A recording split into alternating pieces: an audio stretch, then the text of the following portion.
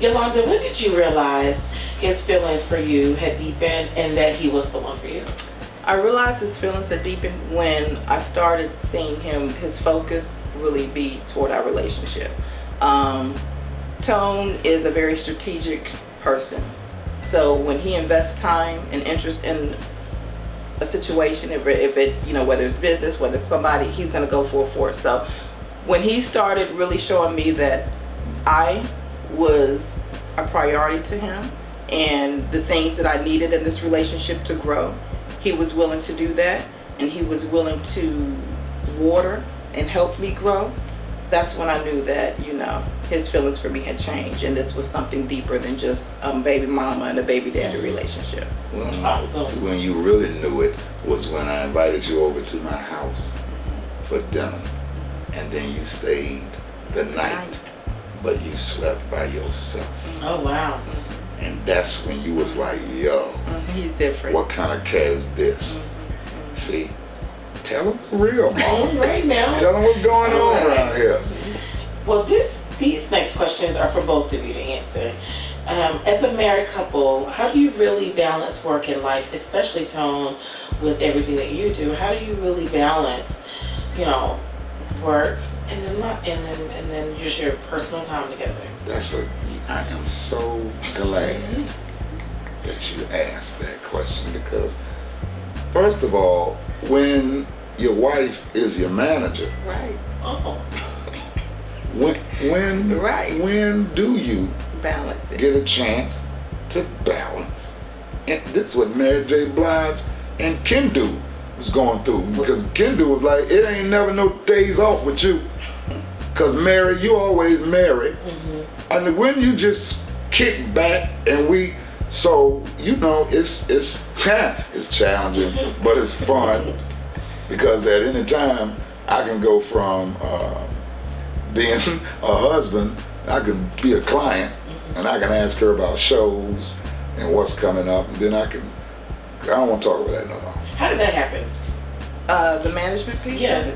Well, because actually in the beginning of our relationship, and I saw his talent. I was a hairstylist at that time, but I worked with a lot of people. I did a lot of people who were either in the industry or professional athletes. I did either the girls' hair or artists and stuff like that. So I felt like I had an edge on what would be good for him as far as brand and as far as management. So it just started off as pillow talk at first.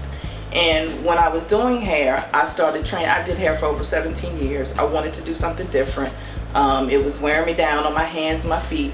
And when I saw his talent, I was like, okay, I'm an entrepreneur. I have entrepreneur spirit. So why don't I just start a business to be able to work and manage him? And then that way we kind of keep everything in the house. And that's how it started. So from pillow talk and from talking to him, giving him different ideas and suggestions at first, I don't think he was really trying to hear it. But I think sometimes he would really go and meditate and think about what I said, and it made sense to him. And then he knew that I had his best interest at heart. He knew that I had his back, that I wasn't going to let anyone take advantage of him. And so it kind of started like that. And also the trust factor and the trust level was there. He knew that at the end of the day, that if the money came in, he didn't have to worry about it. You know what I mean? There wasn't going to be any type of problems or anywhere that he couldn't trust. Why are you looking at me like that? If the money come in. When the money comes in. There ain't a problem. If the money, first of all, game recognized game. Fellas, pay attention. One of the best way to encompass trust from your mate is move finance in the equation, because two things have people divorced in the United States: cheating and finance. And most of the time they go together. So if you can involve your lady in the money situation, because a lot of our parents brought you up with the ideal or the ideology of do for yourself, get your own money, and they got their own money, and the left hand don't need to know what the right hand is doing, and that's true in some aspects. But if you're gonna come together and you married and you're together, how you gonna start separating your money? Right. So, ain't no prenup signed Like if she leave me, she knows what she gonna get? Some a book of coupons and whatever she came there with. You know what I mean? That's what it is. So when you start putting money in, I knew early. If you could let her make money, of course it ain't gonna be no problem. Because not only is she making money, that's financial, but she's carving a niche in the entertainment game through what she's doing, which is gonna spread out. It's like if when Kim was with Puffy. And then she opened up the business and it was successful and they was like, wow, so and so, and she was like, how could you be with Puffy and not get anything about business? Right. So I've been doing comedy 24 years. So I was like, listen, it's easy. Bring her into the mix. You can be managerial, you can do whatever you want to. Make that money, and at the same time, I'll show you how to play this game and do what you want. So, you know, she ain't Suge Knight, she's Sugar Knight. I know that's right. That's awesome. Okay. So let me ask you this. How do you complement one another spiritually and naturally? I know that you talked a little bit about your religious background and your belief system, but what is it where you can actually have some types of check and balance when it comes to spirituality and just naturally who you are? You know, sometimes your partner can, you know, bring you back in, you know, or help bring out some certain things in you. And I know that with Tone being a comedian, there's some things that, and now you're managing him. There's probably some things that you compliment it, right? And then vice versa. So what are those things? And I think we do. I think there's times when I can be a little too strong. I'm very direct, and I'm a very strong person. So he's helped me to tone that down some and not be so hard. I think with him, there's times when I help him as far as following through what he wants to do. Okay. We balance each other out because, look, I got lost for a minute in my thought. We balance each other out in the situation. How do we balance each other out? Right, because you are treating this like a SAT question. Exactly. Because I'm trying to, let me sit. This is what happens when you turn the cameras on. Right. See, I do this all the time. And you see I lost my thoughts. This is how you balance each other out. You stop parading around them religious banners that's messing up half your relationships.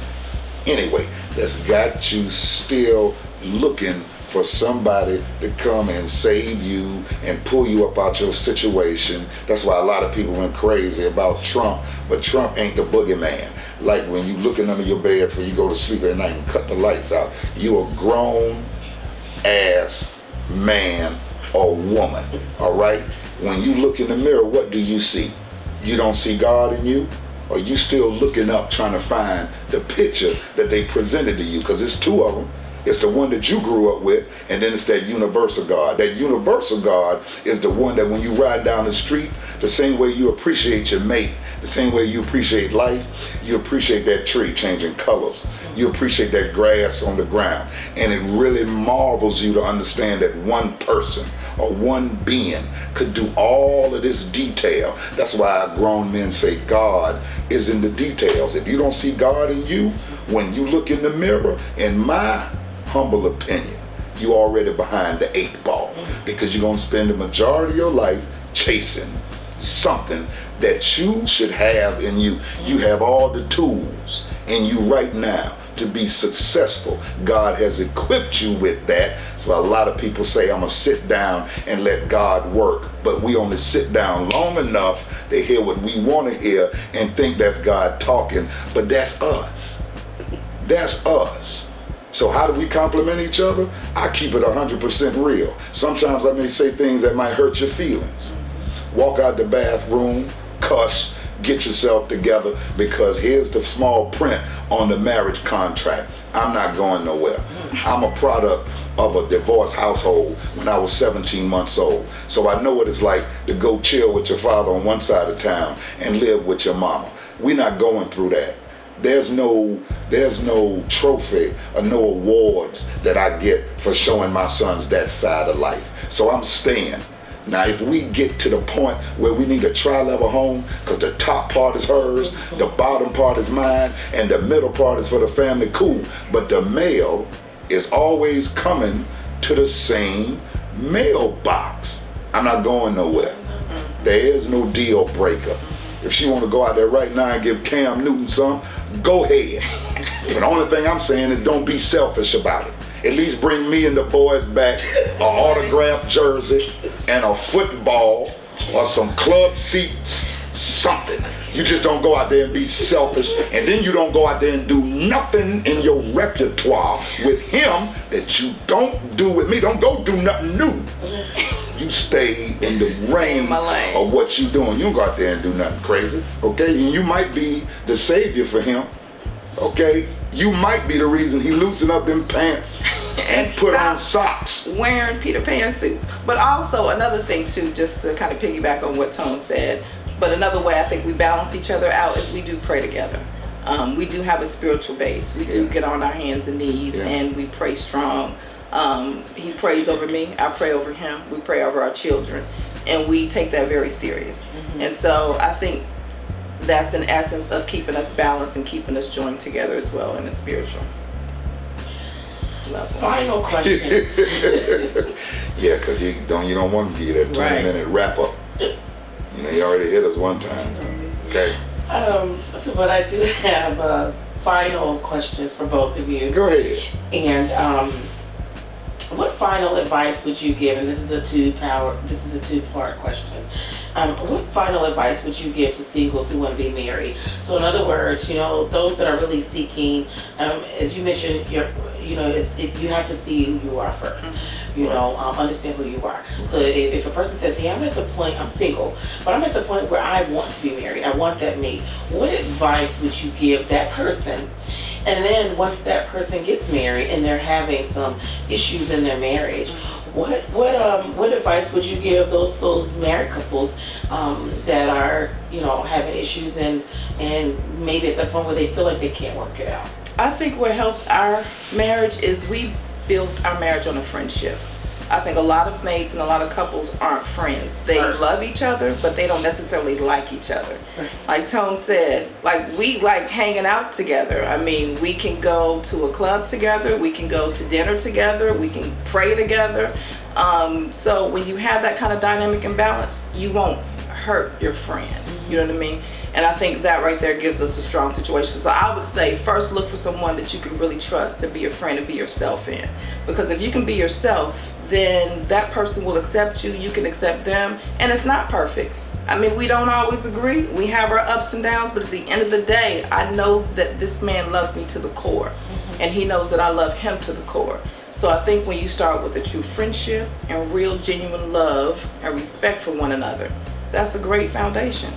And that'll keep you, you know what I mean, in that space. Even when you get married and have problems, you can go back to that place and say, let me not talk to my husband, let me not talk to my wife, let me just talk to my friend. Let me tell you how I feel right now. And this is what I need from you. And this is how we need to move forward. In order for me to give you what you need, this is how it needs to happen. And I think when you take that approach with it, it takes all the other stuff away and you're just able to be real and 100 with one another. That was nice. That was nice. Wasn't that nice? Really nice. And quick to the point. Tried to be. Yeah. I mean, that was it. I mean, what can you? I don't have nothing to say. That was awesome. What marriage? You don't even want my advice. But you know what you just said that I absolutely loved, and it's the first time I've ever really seen it. You know, sometimes when a person speaks, you actually, I'm a visual person. Me too. So I saw the tri-level house. That's huge, and that's a book. You know, that's a manual. You know, when you think about the males will always come to the same place. I mean, all of that was, it was a symbol of, we're gonna work this out. If you gotta be here and I gotta be at the bottom and the family come together in the middle in this tri-level house, we're gonna work this thing out. And oftentimes, no matter what age people get married, and when divorce happens, you know, children are the end product of that divorce and those different living arrangements. And so when you're in a place in your head where you know you're not going anywhere because we're going to be in this tri-level house, there aren't any options but working it out. And I love that. And Right. so, I mean, that was your answer before I even gave the question. That's it.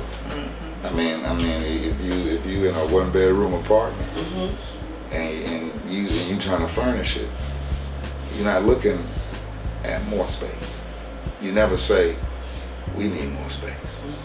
Because if you get more space, you got more area to furnish. The focus is furnishing the apartment. Don't matter how big it is, you're trying to furnish it. Right. So if you just focus on making this Right. look nice, nobody gonna come in there and say, man, you know, this so small. They'll come in there and say, yo, You did a great job wow, with this look space. at your kitchen. I don't have anything else to say after how you answered that question. So I got one quick analogy. A mindset for men, women too, because you probably never heard it, with a spin like this. If you get a car, there's 3 different ways to approach the car purchase. Sometimes you get a car for an investment because you know you're going to keep it no matter what, because you understand the older it gets, the value goes up and you're not going to replace it. Sometimes you get a lease because you're really not ready to settle down and own a car, but you do like a car and a new car and a functioning car. But when the miles get up, you know it's a penalty, so you don't extend yourself as you normally would, and you can take it back and upgrade and get another one. But then you got the rental. That's what you pick up on Friday, and you can treat it any kind of way over the weekend as long as you bring it back Monday with a full tank of gas, because it ain't your car. So ask yourself, which kind of female car shopper are you? And then you know what you got. It's right here. Hey, 62, I'm a classic, baby. 62 Chevy. You know, they don't make too many of them. This is the clapback convertible. All right, just that model, just that clapback convertible. You understand? That's what I like to drive, the clapback convertible. Wow. Well, I have thoroughly enjoyed the both of you. And I appreciate you being just real and genuine and giving us some information that I know is going to help with the journeys that we go through in life and dating and marriage.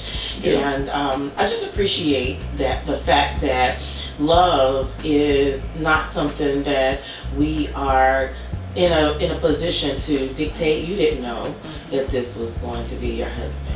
Love is something that it happens. When Right. it happens, it just continues to happen, and you write your journey and your story with somebody that you least expected Right. True.